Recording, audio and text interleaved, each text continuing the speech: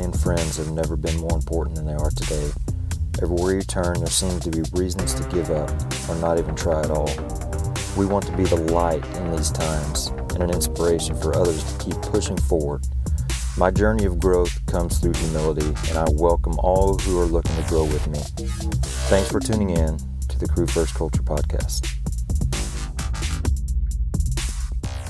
Welcome back once again. This is Jeremy, and as for the past couple of years, I've been lucky enough to have a guest, and once again, a special guest to me personally, because somebody that's been a big part of my journey, big part of kind of helping me grow and leading me in the direction of doing good things. And so lucky to have Brian Brush here with me today, and we're going to dig into this. Is really a topic that was brought up by somebody that listens. She asked for some tips for new firefighters, some just some conversation about a good way to approach the job as a new firefighter. And so I didn't have anybody else jump to mind faster than Brian.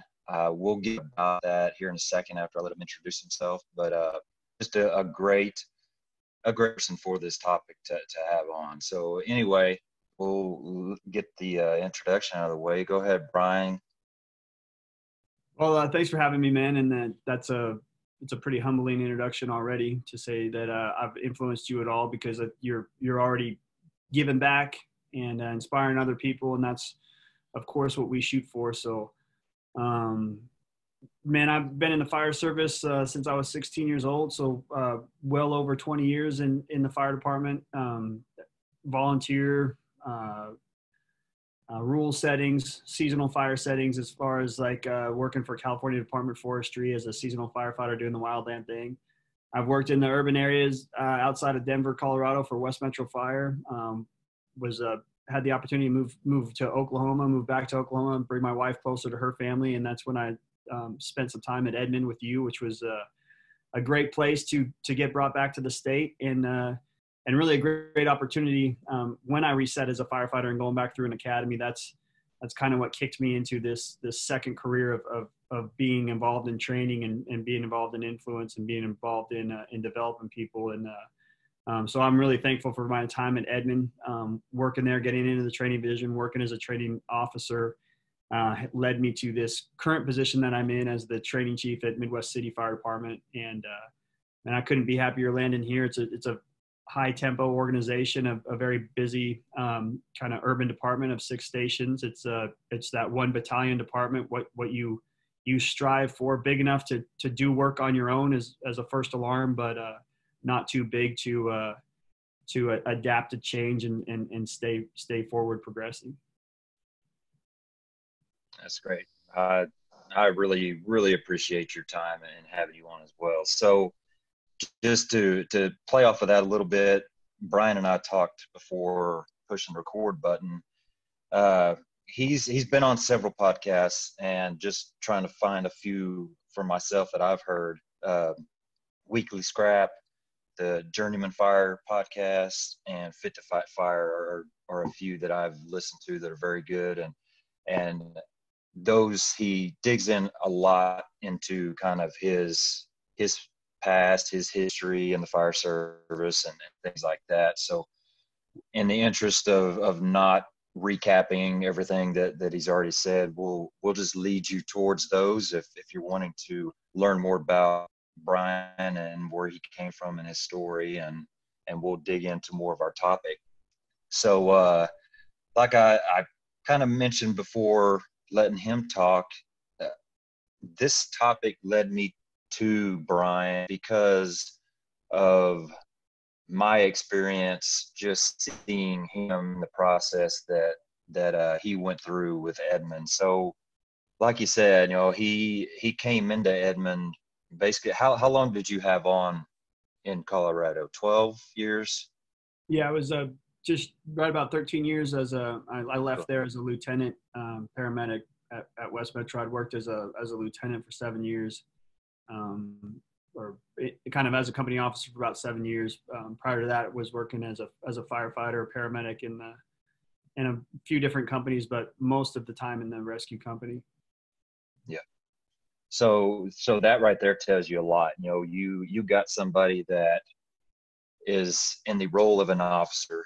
That's big right there to leave behind. You got somebody that has 13 years experience that he's leaving behind, and somebody that's really at that point is he had already started creating a name for himself in the fire service. And so it really spoke to me a lot. And I wasn't around that process a lot, but I tried to soak up as much of it as I could. But it spoke a lot to the type of person he is, to totally put that behind him and humble himself to the point where he approached it like he was a new firefighter that knew nothing about it. And it's just that speaks a lot to, I try to put myself in that spot, you know, being where I'm at, and try to think, man, how would I handle starting completely over at a new place? And that's tough. It really is. And so that being said, you know, who better to bring on to talk about a successful roadmap for new firefighters than somebody that's done it several times. And so, you know, that's really why I was excited to be able to kind of hook up with Brian on this topic. And I know there's going to be a lot of good information come from it. And so, you know, that's about all I have about that, and just looking forward to digging into it. Sounds good, man. As far as, I guess that's a good place to start. You know, so lead into this with just kind of the mindset that you had to take going into that whole situation of being on for 13 years as an officer and basically starting completely over. I mean, kind of tell us where you had to be mentally to get that done. Well, you know, I kind of think it's funny because I get that a lot, man. You're starting completely over, but we don't give up any of our experiences when we go somewhere else. You know, we don't give up any of who we are when we change anything. So you know, it was a new place, it was a new career, but you know, I don't feel that I truly started over. And you know, I really think it was a great gift. To be completely honest with you, we struggled a lot at West Metro, and I personally struggled a lot as an officer. I'd lost an engineer to suicide, my driver, for many years while I was a lieutenant there. My company was closed due to budget issues. So the end of when you really care and you really care about what you do and your people, even though people will tell you that none of those things are your fault, you take a lot of ownership of them. And it was a rough time for me. So I maybe a little bit of it was kind of a personal challenge to myself to reset, get back to the basics, and maybe you know, I personally wasn't feeling that I was much of a success in my role, you know, at that time. So going back to being a firefighter, I wanted to see if I could rebuild and really make sure that it was right for me. So but as you know, taking it on in some ways, you know, it was you know, we'll talk about being a good firefighter, and I think a lot of things about being a good firefighter, it's not about being a good new firefighter, a good firefighter, a good father, a good person. It's all, I mean, the things that will make you successful hopefully are across the board, and it's not just in one part. And I kind of look at it as I guess there's institutional things that'll make you a good firefighter. There's operational things that'll make you a good firefighter, and there's influential things that'll make you a good firefighter. And as a new person, you know, I had good operational skills. I'd been a firefighter for a long time. I was very familiar with operations. None of that really bothered me. As far as being influential, I knew that the best thing I could do in that academy was to just be around, be supportive, and be present, but not too much pushing things forward. You know, just be a good soldier at the time. The greatest challenge for me in coming to Oklahoma in itself and a new organization and a smaller organization was picking up on the institutional stuff. So that was the big hole in my game. Was I'd been a firefighter for a long time. I'd been an officer, but I'd never been an admin firefighter, and that was where I put all my concentration on. The other areas where I had success in life as far as operational fundamental skills and those things, I tried to gift those to the other guys in the academy that I was with. I tried to, learn through them and learn through the instructors on the specific things that I needed to, but then also contribute right back as a good peer in the operational and the influential stuff. Yeah, I completely agree. There are, you start a show like this and you try to kind of pinpoint a topic that you want to discuss, and you want it to be all tied up in a bow and nice and easy to just talk about, but it seems like anything you bring up, it's so multifaceted, and you can go so many different directions, and so many things are tied into it. And so, yeah, I completely agree. So just kind of getting into, if you were to be asked, the question that our topic is discussing by somebody, can you give maybe a list or some, what would be your first few things to say to somebody like that? And we'll just kind of play off of where you go with that. It's interesting because I went through the academy and then got into the training division. So I think right away, experiencing the academy there for 23 weeks was quite an event. I think what helped me was getting right back into it. So from that academy, as funny as it sounds, and your opinion would be more valuable, but I went into the training division and had a direct hand in running the next academy and then the next academy. So I was a very junior member in the organization. My academy was 29, and then I was a training officer for Academy 30 and 31. So I think that's an important part of it. I think what you experience, the best way to do is to reach back immediately. Just the same as they'll tell you about, seeing, doing, teaching, the retention goes way up. But also, I saw what worked well in the academy for myself as a senior firefighter, as one with experience. I saw what worked well for people who had no experience as far as my peers in the academy. And I saw a lot of things that weren't working in that environment, just teaching methods or instructional techniques, outdated concepts and theories and strategies. So being close to the problem, sometimes you're really close to the solution, sometimes you're not, but on the skill level and the task level, I think you are. And that's really what the fire academies are broken down into. So one of my things would be to just, kind of what helped me was staying very much focused on the new firefighter, learning what I did going through it again, comparing those experiences, and then immediately contributing it back to those next two generations of firefighters that came into our organization. But so, as far as that goes, I guess my advice to new firefighters, so that they're coming out of the academy, my statement is, I guess, let's break it down into, like I talked about, I think a good firefighter, you need to look at what's going to make you successful as an influence, what's going to make you successful operationally, and what's going to make you successful institutionally. So, the operational stuff is, don't stop doing those fundamental skills that you did in the academy, because they are perishable skills.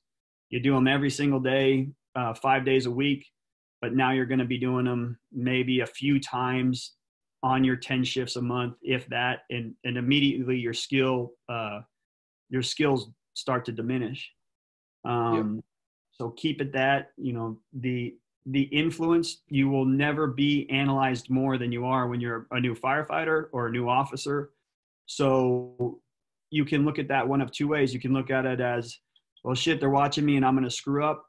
Or you can take advantage of it and lead from the bottom, lead by example. We all say the most powerful method is leading by example. When every single person is watching your every move, you have the greatest opportunity to be the example. When when fire chiefs are in their office and we say he's not leading by example, it's kind of not his fault. He doesn't have those opportunities. His opportunities are limited to when he's actually directly in front of you. So your opportunities for failure are opportunities for success. So I think that being a good firefighter, doing everything that they're watching you well, will be influential. And then finally, the institutional stuff. And those are the things: learning the map books, learning what the officer likes in his coffee, learning how the guys like the rig return to service. That is the stuff that you have to dig in on. You have to go after, getting with the senior members, getting with the organization, finding out where the city's going. So institutional knowledge is really important. Institutional priorities are really important. So those are the things that you're going to have to do a little bit more homework on. And like I said, that was the hole in my game. I didn't know what it took to be a good admin firefighter. I didn't know the culture of the organization. So the institutional stuff is a lot of times the things that you won't even start discovering until you're out of the academy. I haven't really thought to break it down into the different categories like you did, but I just wrote down just quickly. I didn't want to put a lot into it. Just wrote down something fast if somebody asked me kind of what they needed to do. I've got 5 things here that I would say to them. The first for me is work ethic. Man, you've got to come in. You've got to be wanting to do the work, and that doesn't matter if there's anybody else is wanting to do it or not. You just stay hungry, be present, and work hard. The second is excitement and enthusiasm. I don't think there's more, now that I've had the chance of being responsible as an officer for having new firefighters on my crew. I don't know that there's more that I appreciate from a new person than that excitement and that enthusiasm that they bring to the crew. They might not know anything about the fire service, but if they're bringing excitement, enthusiasm, and drive to your crew, that's freaking awesome to me. It's huge. So that's big. Seek out good mentors. It's not just the senior person. Maybe the senior person is not the best quotation mark mentor. Look for those people that are doing good things, that are working hard, quietly behind the scenes, whatever. There's always good influences out there.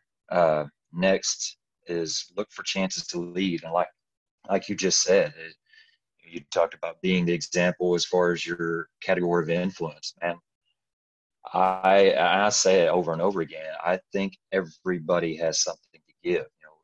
It doesn't matter if you've got 30 on. It doesn't matter if you've got 2 days out of an academy. You have something to give, and seek out chances to lead. And last is just invest in your crew and invest in your career.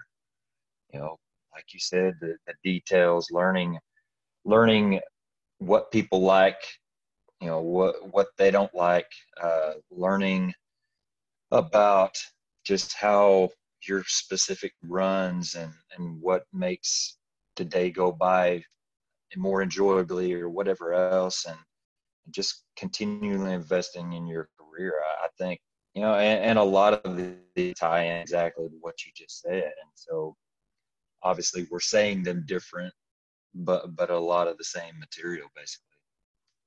And I think one thing to hit on, because I will say the for lack of a better term, the senior firefighter has been romanticized. We have this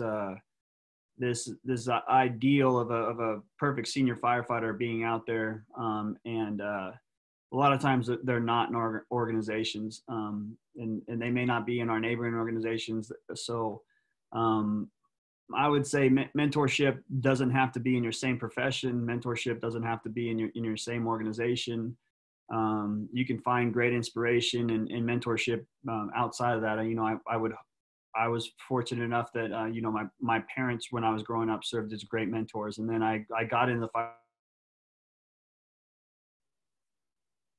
It could be a podcast that I take something from. It could be a book that I take something from. So mentorship and senior firefighter and those types of things, they don't always have to just be in your organization, with the exception of that institutional knowledge, you know, and that's an easy thing. It doesn't have to be a guy that you like. It doesn't have to be anything like that. I mean, just getting institutional knowledge is an important part of learning and becoming a good firefighter. It doesn't have to be that picturesque dude with the mustache and the coffee cup telling you about fires that they used to go to. It can be someone showing you their method for the map book, or somebody showing you how to do a good report, or somebody telling you about a certain neighborhood. They don't all have to be rolled together. So your inspiration, your operational expertise, and your institutional knowledge don't all have to come from a single unicorn source that we think they might. Yeah. Yeah, that's funny. I listen to a lot of podcasts and things like that. I try to just kind of in a stage where I want to soak up and learn and grow. And I've had some people even on here that come from bigger cities that, I mean, that senior role, it's almost like a promotion, you know, it's almost like a rank itself. But I mean, I totally agree with you. I don't think that's the norm. And I obviously have not been around near as many departments as you or a lot of other people, but what I have seen, it doesn't seem like that's the case for sure. And so, yeah, I mean, take advantage of whatever you can get. And like, you know, I said that good mentors, that might be the guy that graduated in the class before you. It doesn't, there's no, I guess you could say there's no veteran years or time served associated with that, for sure. And I believe a lot of that is the success of these smaller hands-on regional conferences is largely built on that. Firemen and I say firemen, but firefighters in general. You know, firefighters in general are coming to these classes. I've had very many of them where they aren't being fed appropriately at their organization. They're not getting enough training or enough more motivation at their organization. So they're spending their own money, taking their own time to go to a regional conference that they can drive to. And that's where they're getting it. That's where they're getting the camaraderie. That's where they're getting the detailed skills coaching, you know. That's where they're getting the thought-provoking ideas and concepts and theories and tactics. And that's where they're being challenged. And you know, that's really what a lot of people are seeking. That you know, at home they're perfectly comfortable, but they're not growing. They're getting outside the organization. They're finding challenge, and they're finding success in meeting the challenges through the drills, through the skills, and they're seeing that growth. And that growth is associated with that instructor that's in that environment or that organization that they're working with. And very quickly, the local Fools chapter can become your senior man in the collective of it, or the you know, the drills that you're going to can be that coach that you're seeking. I find it really interesting that you know, we have so many firefighters on the job, and they've got you know, their kids going to a pitching coach or a hitting coach or this. They're really breaking down the sports at a, you know, a youth level. And here we are at a professional level. We're not seeking out that same kind of mentorship and development in those areas. So. Yeah, we discussed a little bit before, you know, coming on, and you even kind of mentioned it early on. You know, we're here talking about kind of from a new firefighter perspective, but this stuff, to truly have a career that is fulfilling and you know, you're continually growing, this goes from day one to the last day. You know, all of these things, it's really something you need to continually strive for. And as far as that goes, for me personally, you know, I like that, you know, you brought up the whole conferences and things like that, because they're not getting fulfilled, they're not growing, they're not able to grow in their department. You know very well why, really why I'm sitting here. And, you know, we've discussed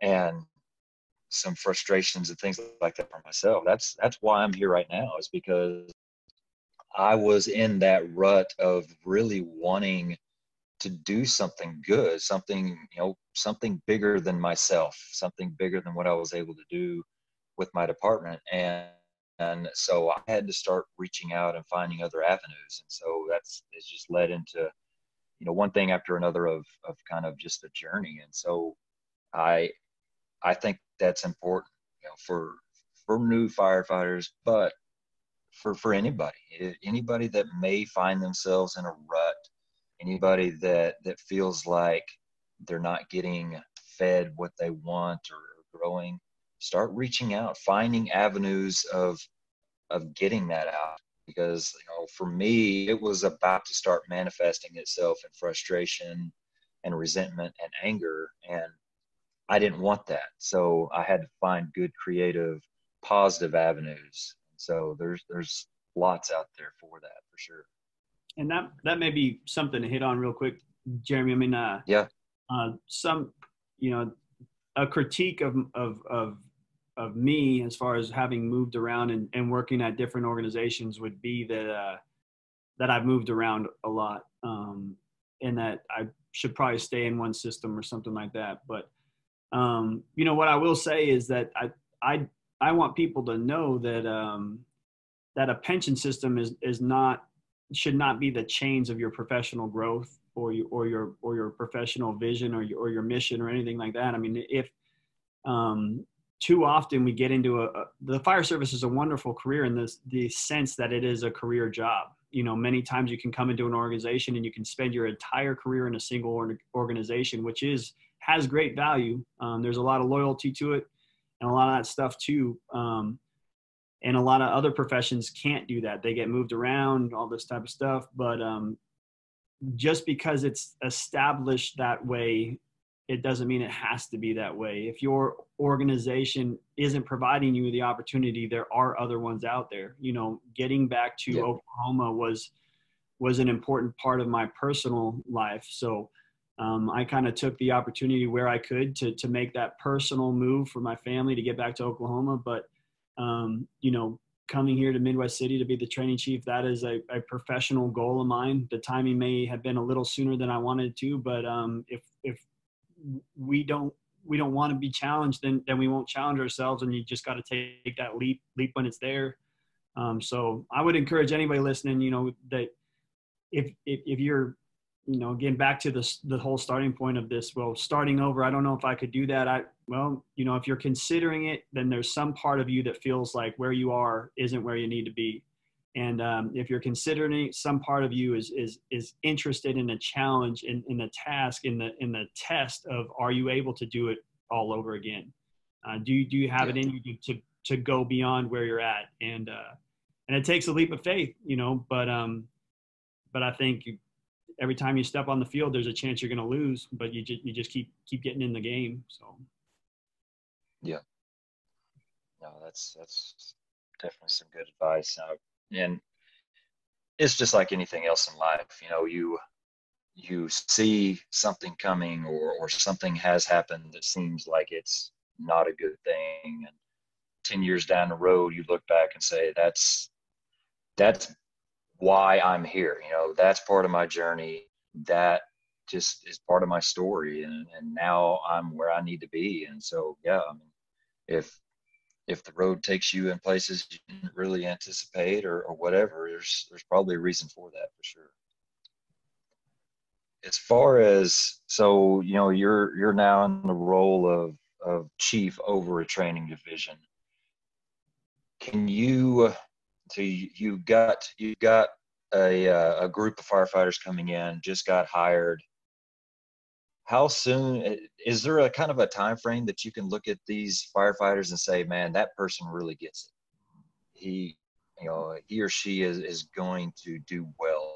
Is that something that you can kind of pinpoint? Are there things that you can kind of nail down to say these are the things that people that are going to get it really have right out of the gate? Or are there things like that? Uh, I don't, I don't think so. I mean, there's certainly things that, you know, there's things that you think, man, this guy does have it. He's got everything. Or this gal, man, she's lights out. This is going to be awesome. But the environment is such a critical factor in that. So, you know, for example, the academy, when you're working with recruits in the academy, for example, the academy at Edmond was 23 weeks. You get to know someone pretty well. You get to know their habits, because for 23 weeks, you can't fake it. You're put through a lot of different situations. So you really get to know that person. But you're getting to know that person in a very structured environment. And I've seen people who I thought were incredible in that structured environment, just really be poor performers in a self-driven environment. You know, as soon as they get into the station and they don't have that structure, they don't have that routine, they don't have the willpower and the self-control that you maybe thought they did because of the environment, it falls apart. I've seen the complete opposite, where people just don't respond well to the structure and this, and they really want to do things on their own. And they don't necessarily play well with others. They're more an individual, but then they become very successful in the station, because a lot of the station is independent work. You know, it's that firefighter who is on their own, gets their own routine. So I think as long as we have humans working in the fire service, it's going to come down to that human. You know, and there is a lot of movement in the way people are learning, the way information is provided to us. You know, we're on the cusp of uncharted waters, and things being so much more remote and individual based, as far as learn on your own or go watch this video. It's gonna be a true test of what it takes to be successful in the firehouse is constantly evolving. So I think I successfully dodged the answer to that question there. But I mean, do you understand? It was a little bit of a loaded question, and I mean, that's really just kind of, I threw it out there, just curiosity, you know, with somebody that has seen so many students, and I'm not just talking about, you know, who you've been over in recruit classes with your career jobs, but just truly getting out nationwide, teaching people, and just kind of curious if there are things that you have learned to kind of pick out. And, you know, if that's not the case, then that's great. That's kind of more curious than anything. We see them. I mean, I see them, like I said, you know, the same thing, the same attributes you're talking about, the enthusiasm, the work ethic, the commitment to it. But sometimes it just really doesn't come on display. Doesn't translate. Yeah. Or, I mean, I've seen people with great potential, you know, throw it away. And I've seen people that were complete sleepers. Then also, I mean, let's be honest. We have because our job is a career job, we have a lot of seasons. And there's times where people are great starting out, and then life changes and they just kind of disappear into the back of the room. And then you have you know, others who just kind of cruise through it, but never found their true spark until they promoted to a position where the responsibility was really put on them and they took ownership. I mean, you can be a sleep switch as a firefighter for a lot of times, but then when the spotlight comes back on you as an officer, you either hold yourself to a higher level of accountability and you perform at a higher level, or you continue down the path of mediocrity. So, I mean, there's any times, you know, for me, one of the biggest game changers in my professional life was what happened in my personal life, and becoming a father, you know, and becoming a husband. All those all those things moved over into my professional life of I need to be better at this, you know, and Yeah. learning to be a good father, a good coach helps me be a better officer and a better trainer. You know, they are directly connected for sure. Yeah. Yeah. I'm glad you went down this road, because I actually have something on here of kind of touching on this at some point. But you're saying that firefighting or being in the fire service has seasons. I am a prime example of that. Now, I feel like I came in highly motivated. I wanted to be the best new, for lack of better terms, new guy on the department. I wanted to do everything right. When I became a relief driver and a driver, I wanted to be the best driver that I could be. And think I think that's when I started to fade. You know, once I got into that driver's role, I feel like I was doing it well. I feel like I I knew what I was doing, and I was good at it. But and a lot of it had to do with life situations at home. A lot of life going on at that time too, and it caused me to really fall into a slump, or whatever you want to call it, a winter, if you want to stay with the seasons in my career. And you know, I avoided a lot of the stuff that I enjoyed, and you know, I didn't involve myself in any extra training, any extra anything. And a lot of that was to do with I didn't have time. You know, I was basically a single parent, and I didn't have time for any of that stuff. But you know, that led into me being promoted as a lieutenant, which I just, to be honest, I did not like the rank of lieutenant. I did not enjoy it at all.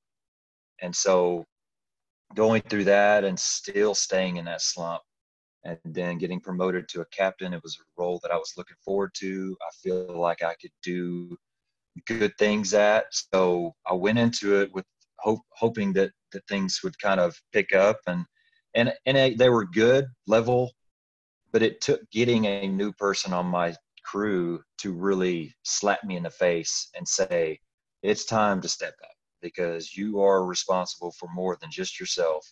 You're responsible for this person's basically starting point of their career. And that's really kind of what energized me again, and brought me out of that funk, and really gave me a rebirth. Uh, have you personally experienced those lows? Do you feel like you've kind of been able to really avoid that type of situation? You know, I think it's just it's an it's the awareness of it. You know, I think that's been the most helpful thing. You know, as a young firefighter, when your timeline is short, you don't necessarily um, see those seasons, I guess, as you would. But you know, now looking back with 20 years in the fire service, I recognize that there's highs and lows, just like any relationship. It's out there. So when you're going through a low spot, it's like, okay, well, I've identified that I'm kind of in a tough spot. I need to dig myself out of this. It's probably going to take some personal changes and some reflection. And I got to get back on track to get out of this, because I don't want to stay down here. And I think a lot of it is the challenge. I mean, you know, for sure, you cruise along as a firefighter, you're excited because of the newness of being a firefighter. And then institutionally, you're like, well, I've got this. You know, my evals are fine. I know the district. I can get out of my sleep and get on the rig and no problem. You just become comfortable. And then a driver's test comes up, and now you're like, okay, there's a challenge, and there's a test, and there's this, and now I'm in the role, and I want to make sure I do the role well. And then you fade back off, and then it comes and goes and comes and goes, and that's how it is. But you know, that's the great part, like you're saying, about the new firefighters, because even though you're in that role, you're in your routine, this person comes in and is saying why, just like your 3 or 4 year old. And there's one of two ways to handle it. You can say it's the terrible twos, and you can dismiss them, and you can just hope that they'll grow out of it. Or you can really look at yourself and say, man, I can't answer his questions. You know what, maybe I need to do some learning. Maybe we can learn together. Yeah. And, you know, I think that's probably been the, you know, a big shift in the success of, you know, obviously my life is in training. Passion is in training, but it goes the same for being at work and just learning together, you know, being a peer. You know, you as an officer, if you can't answer that firefighter's question, when you guys solve the problem together, you're successful together. You know, you're gonna suffer or succeed together. So you might as well make that growth process a shared process. Yeah. Kind of to play off of this same kind of subject, I feel another thing that has helped me to kind of regain some momentum is I've found a few areas that I really enjoy, that I really enjoy doing. You know, one is just like hose management, moving with hose lines, you know, things like that. And another is forcible entry. You know, we started doing some of those things, and I found myself just really wanting to do that stuff on my own. You know, even if we already did some training that day, just going out and doing it by myself, not because, you know, I'm thinking that it's so needed for myself, but I just enjoyed it. Do you, and I know you're kind of known for a few things as well, do you kind of feel the same way? It's good to find your niche and get into that? Yeah, you know, and I think that's something that I kind of challenge the new firefighters as well. I mean, I know it's as unfortunate as it is to make this statement. I know that firefighting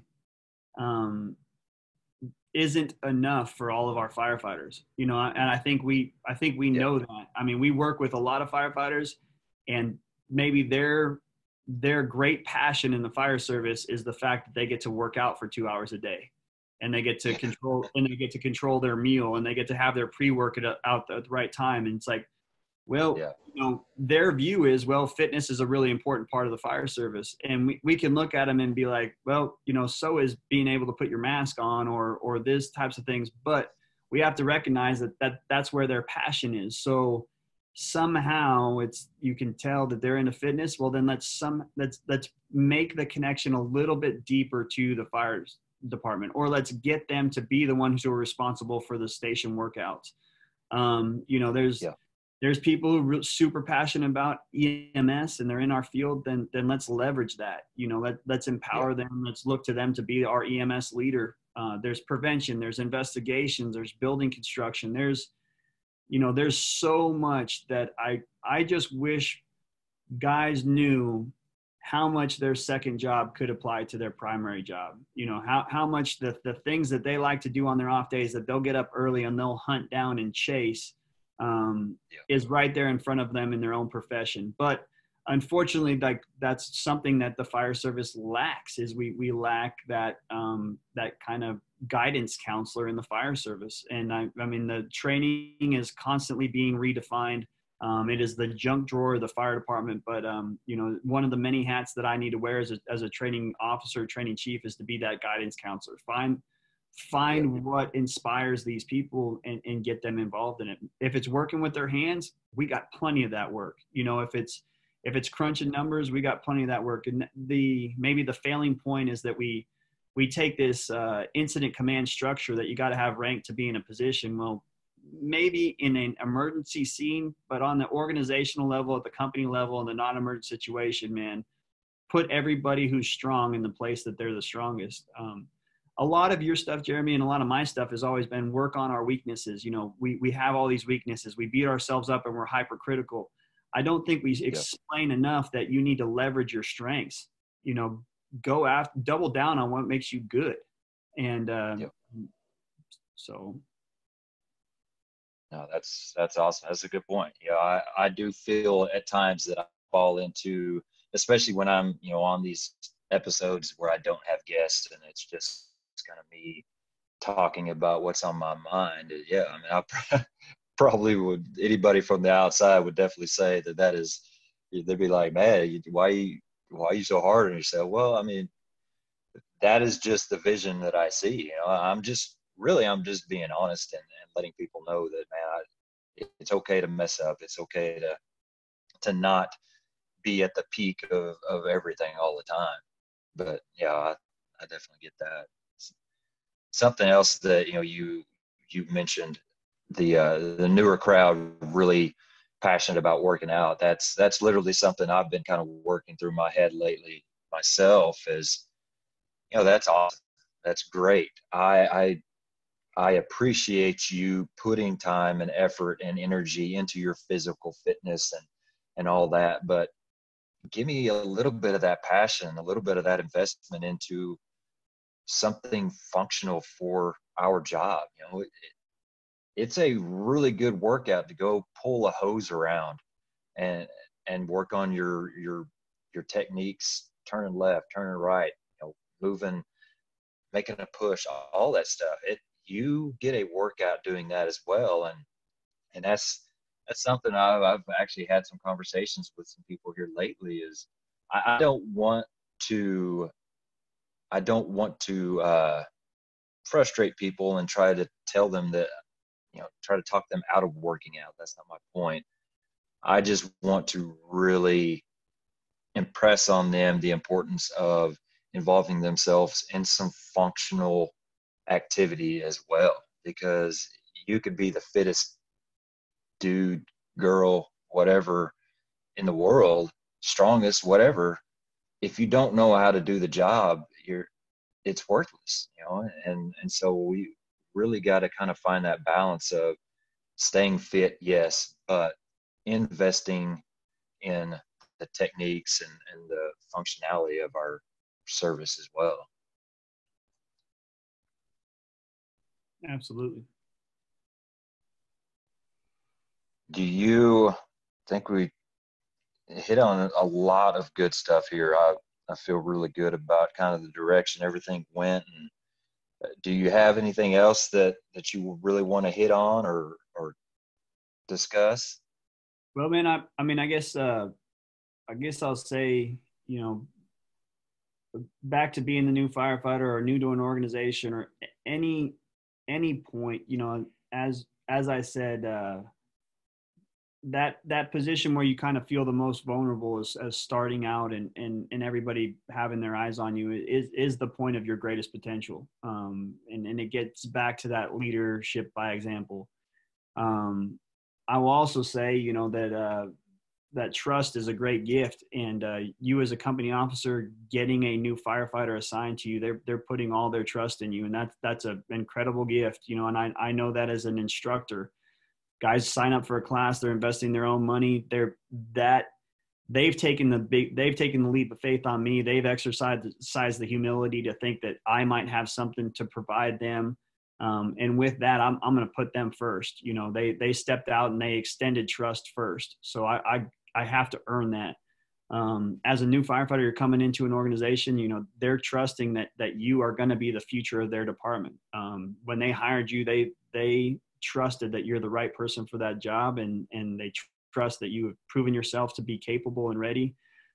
Earn their trust by showing them that you want to rise to the occasion and you want to lead this place in the future. And by leading this place in the future, it means taking great pride in the little details that you're granted now. The trust to do things independently of their supervision is your chance to prove yourself. And I think those of us who really care, and I talked about it on the one with Corley. It's we want the ball. We will succeed big or fail big, but we're the ones who want the ball. That's why we're putting ourselves in these situations.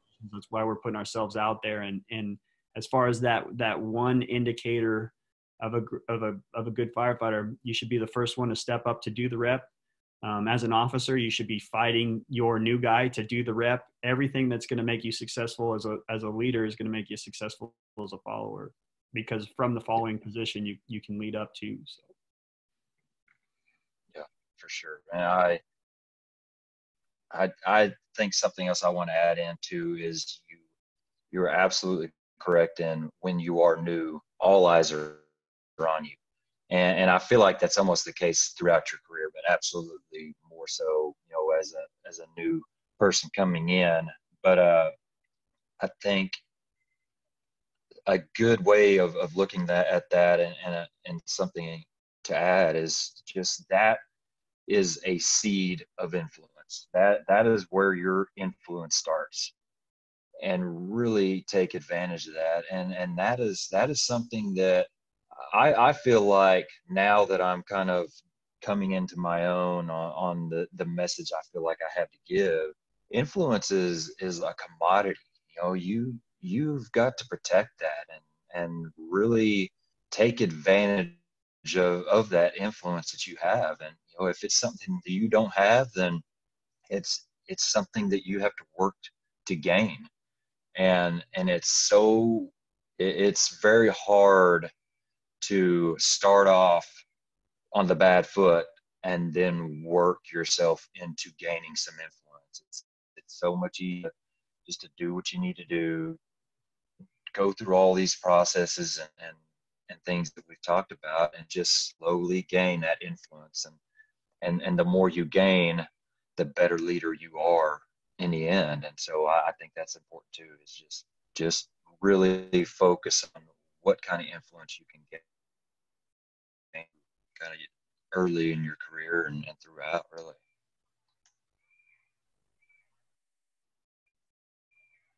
Absolutely. Uh, Looking at everything here on my have on my notes, just making sure I don't have anything else. I appreciate your time. I think that's about all I have. You kind of wrapped it up there. Let let everybody know where they can find you. Or do you have any conferences, anything coming up? And nothing's on the books, Everything's shut down. yeah.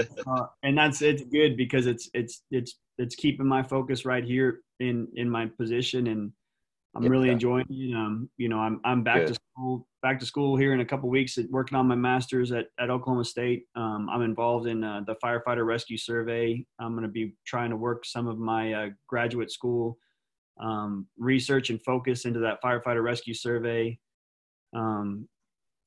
Just tireless efforts to continue to try to move up, and move up that influence. Yep. I'm really happy with everything that I've been a part of on the skills and training level, but there's a lot of people filling in that part, and I just want to keep trying to work up in my sphere of influence as far as an administrator and an academic, and keep us all moving down the field. Yeah. Where can everybody find you if they're looking to You catch can more on Brian Bush? find me personally on Facebook. You can also email me, brianebrush@gmail.com. But yeah, feel free to track me down any of those places. And Jeremy, you always know where to find me. I think, I certainly look back at my time of working with you, and I, again, think that I probably could have done things a lot better, since I didn't end up staying there. So for you to call me on and say that you wanted to hear about me being a good new guy because you saw that in me at that organization, I appreciate that. No problem. No problem. I couldn't think of a better person for sure. So again, I mentioned it earlier, but if you are looking to hear more about Brian, more of his story, just a few of the podcasts he's been on is the Weekly Scrap, the Journeyman Fire podcast, and Fit to Fight Fire. Or Brian's got a lot of videos out there with Elkhart Brass, the Brass Tacks and Hard Facts. Great information out there on those. And of course, he's got Fire by Trade as well. And really, man, I can't say it enough. I enjoyed it. I look forward to hopefully bringing you on again, and looking forward to seeing where you're going to be taking the fire service in the future. I really, just speaking from a generic fire service standpoint, I appreciate what you have done for all of us, and just I'm proud to be at least associated with working with you for, even if it was just a little bit. So thank you. Thank you, man. Be good, brother. All right, we'll see you.